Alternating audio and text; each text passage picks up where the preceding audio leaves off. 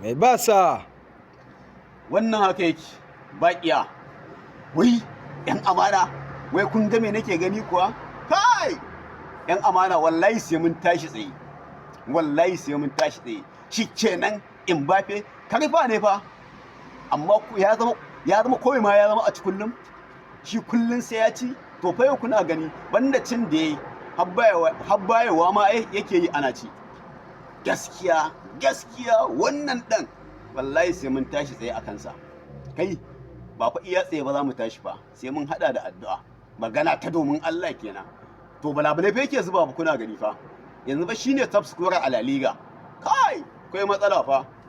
In muka ce za mu yi sakaka, na rantsi da Allah wannan mutumin sai dai ku ji ana cewa shine high goal scorer a La Liga. Zai dauka, za a bashi kambunsa, za a bashi golden boot. Kuma ni wannan abin kadai a ce mu daga ba za su komai a shekarar nan ba za su sake maimaitawa. A ce Mbappe zai tafi da wannan gwarzon dan wasan. Na rantsi da Allah akwai matsala yan amana.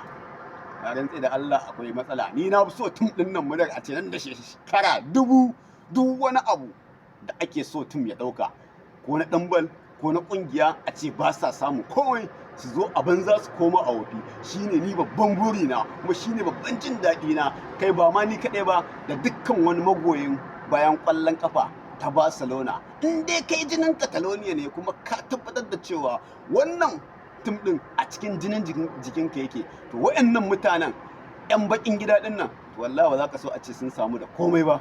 Magana ta Allah kenan. To wallahi sai mun tashi tsaye, saboda akwai matsala fa. Kai kawai zuba ta yake, la hawla wala quwwata.